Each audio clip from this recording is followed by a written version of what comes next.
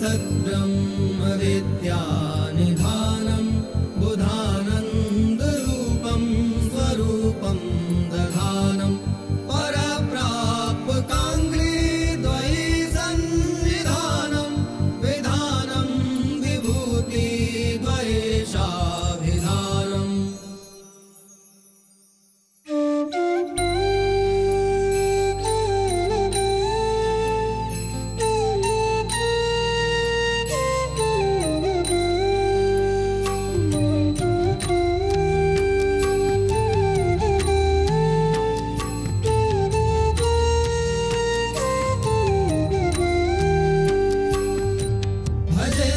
भाष्यकारं भजे लक्ष्मणायं भजे सालसद्ग्राम रामानुजार्यं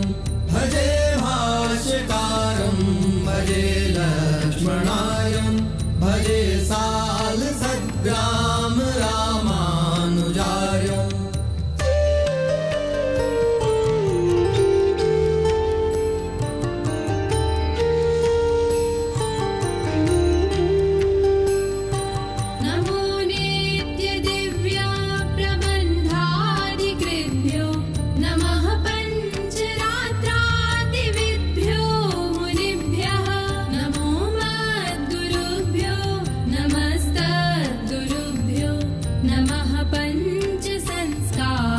विद्या गुरुभ्यः नमो वेङ्कटाधीश सत्पादरेणु स्तवहि पद्य विद्या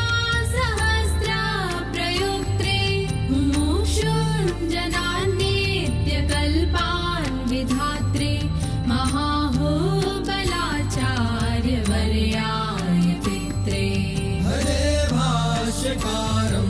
भजे लक्ष्मणायं भजे सालसद्ग्राम रामानुजार्यं भजे भाष्यकारं भजे लक्ष्मणायं भजे सालसद्ग्राम रामानुजार्यम्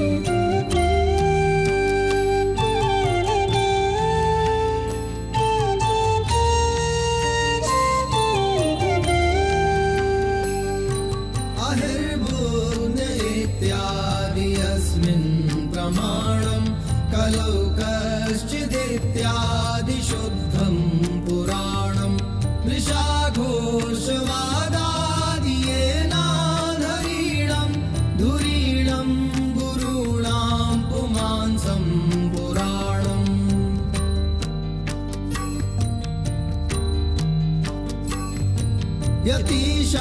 यतीशाश्रितानां कनिष्ठो भवेयं सदा पञ्चमोपायनिष्ठो भवेयं गुरोरङ्घ्रिरूपो भवेयं भवेयं हरेरन्तरङ्गो भवेयं भवेयं भजे भाष्यकारं भजे लक्ष्मणायं भजे सालसद्ग्राम रामानुजार्यं भजे भाष्यकारं भजे लक्ष्मणायं भजे सालसद्ग्राम रामानुजार्यम्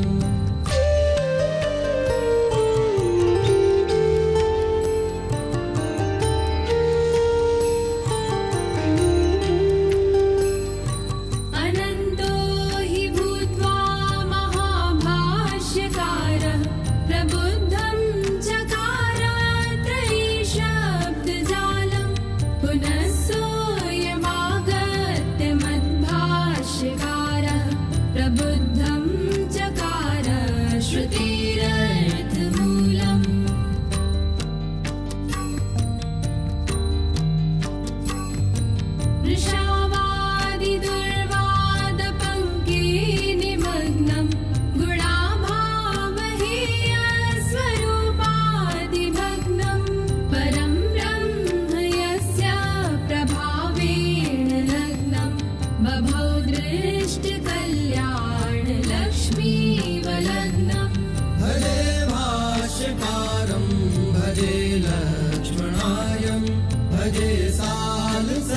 राम रामानुजार्यं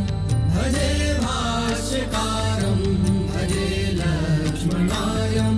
भजे सालसद्ग्राम रामानुजार्यम्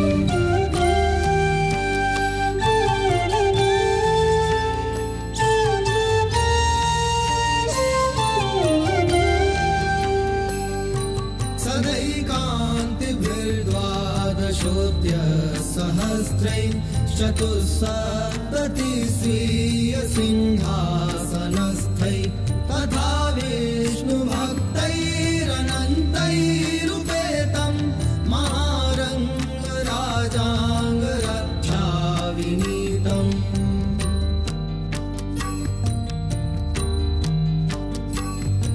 न यागो न योगो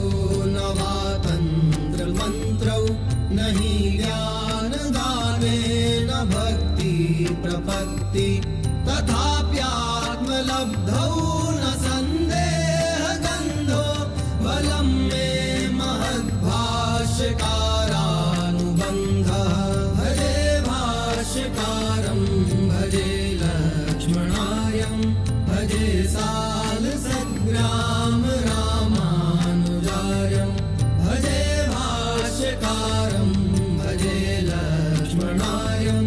भजे सालसद्ग्राम रामानुजार्यम्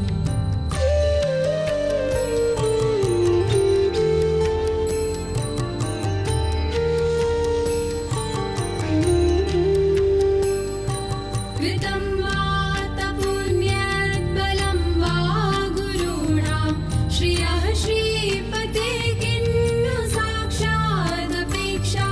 घृणाभाष्यकारस्य निष्कारणा वा ममैषा मुखे घोषते कापि भाषा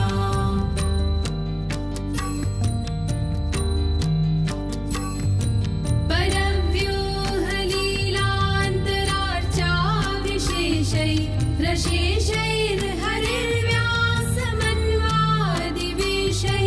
समुद्धर्तु मे तन्भवाब्धेर्शक्तस्ततो भूद्यति शेषभावानुशक्तः भजे भाष्यकारं भजे लक्ष्मणार्यं भजे सालसद्ग्राम रामानुजार्यं भजे भाष्यकारं भजे लक्ष्मणार्यं भजे सालसद्ग्राम रामानुजार्यम्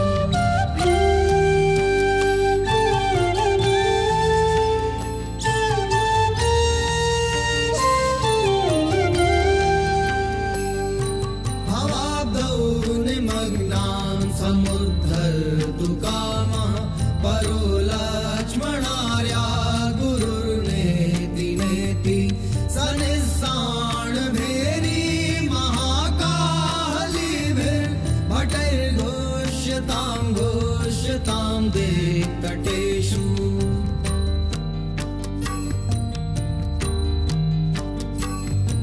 सती ब्रह्मविद्यासुतः शैलदीपो गुरुः पारिजातः श्रितं भाग्यरत्नं ततः कालमेघे स्वयंभो गिराजे प्रसन्ने तदस्मिन्न लभ्यं कुतो नः भजे भाष्यकारं भजे लक्ष्मणार्यं भजे सालसद्ग्राम रामानुजार्यं भजे भाष्यकारं भजे लक्ष्मणार्यं भजे सालसद्ग्राम रामानुजार्यम्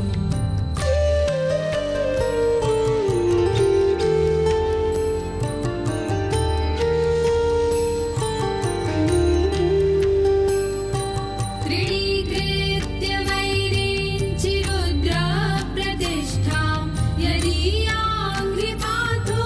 जगैङ्कर्यनिष्ठाम् इहामोऽत्र च प्राभवः प्रक्रमन्ते तदन्यं गुरुं मूढभावा भजन्ते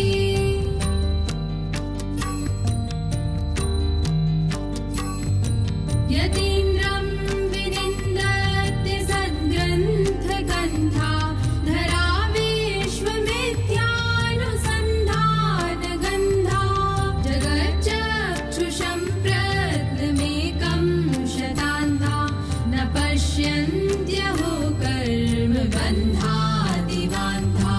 भजे भाष्यकारं भजे लक्ष्मणायं भजे सालसद्ग्राम रामानुजार्यं भजे भाष्यकारं भजे लक्ष्मणायं भजे सालसद्ग्राम रामानुजार्यम्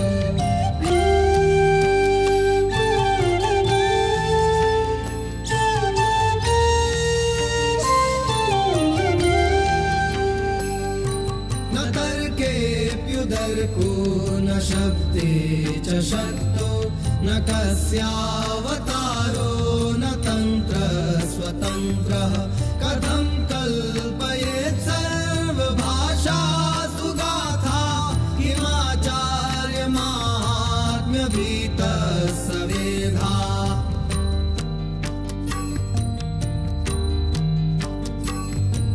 अहं तूर्वबाहुर्भणामि शृणुध्वं षठाराधिनाथादिवाचः स्मरध्वं यतीन्द्राङ्घ्रिकैङ्कर्यमात्रे यतध्वं मनुध्वं मुरध्वंसि लोके रमध्वं भजे भाष्यकारं भजे लक्ष्मणायं भजे सालसद्ग्राम रामानुजार्यं भजे भाष्यकारं भजे लक्ष्मणायं भजे सालसद्ग्राम रामानुजार्यम्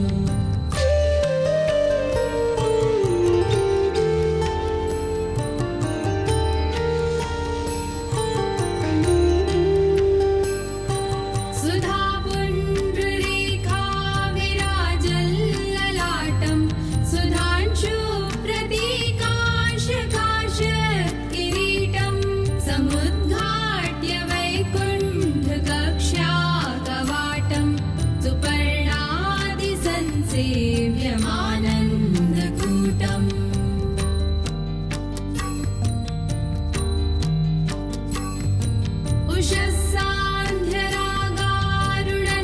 उषःसान्ध्यरागारुणन्मेघरेखा कचाकर्षिकाशाय खण्डोत्तरीयं बृहन्नारतीयोक्तरूपं तुरीयं परं वस्तु पश्यामि लक्ष्मीधरीयम् भजे भाष्यकारं भजे लक्ष्मणायं भजे सालसद्ग्राम रामानुजार्यं भजे भाष्यकारं भजे लक्ष्मणायं भजे सालसद्ग्राम रामानुजार्यम्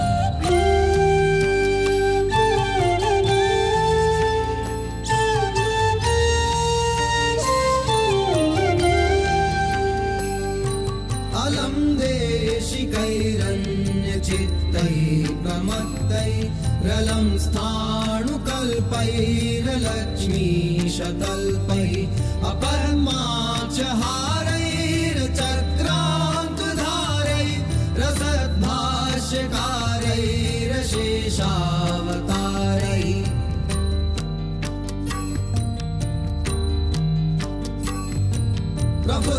प्रफुल्लातनेत्रं प्रभासो विगात्रं प्रकृत्या पवित्रं प्रभावैर्विचित्रं हरेरातपत्रं सतां जयितपत्रं सुपर्णस्य मित्रं सुमित्रासुपुत्रं भजे भाष्यकारं भजे लक्ष्मणायं भजे सालसद्ग्राम रामानुजार्यं भजे भाष्यकारं भजे लक्ष्मणायं भजे सालसद्ग्राम रामानुजार्यम्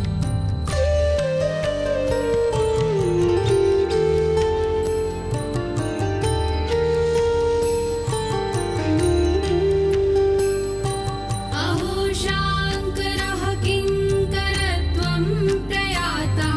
वरे भास्करास्तस्कराकारभाजः ततो यादवः पादवारे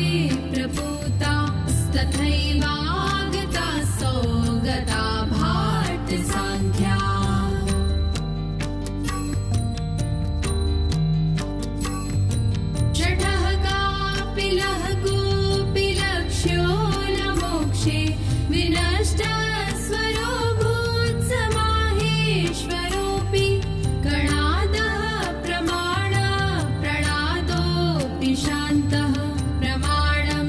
ब्रुवाणश्च दाणापतेयः भजे भाष्यकारं भजे लक्ष्मणायं भजे सालसद्ग्राम रामानुजायं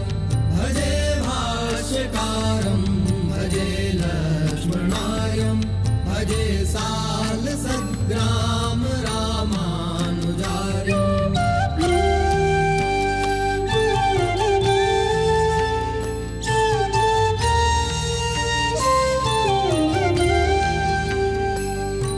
स्वयं ब्रह्मसूत्राद्यभावेऽपि बुद्ध्या कथं ब्रह्मसूत्रादिभाष्यं विदध्यात् कथं तस्य शिष्या बभूवुर्मनुष्या कुतो नास्ति रोषः कलेरेष दोषः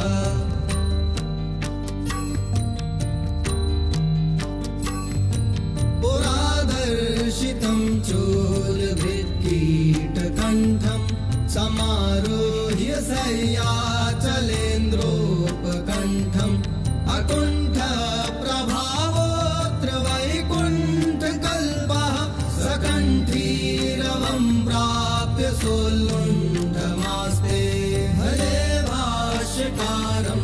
भजे लक्ष्मणायं भजे सालसद्ग्राम रामानुजायं भजे भाष्यकारं भजे लक्ष्मणायं भजे सालसद्ग्राम रामानुजायम्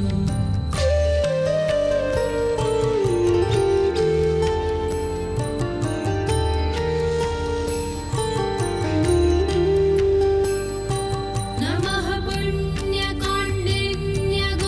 पुण्यकौण्डिन्यगोत्रोद्भवेभ्यो नमः सालसद्ग्राम सद्वंशजेभ्यः नमो वैष्णवेभ्यो महद्भ्योर्भकेभ्यो नमः शेषभावादचिद्भ्यश्च चिद्भ्यः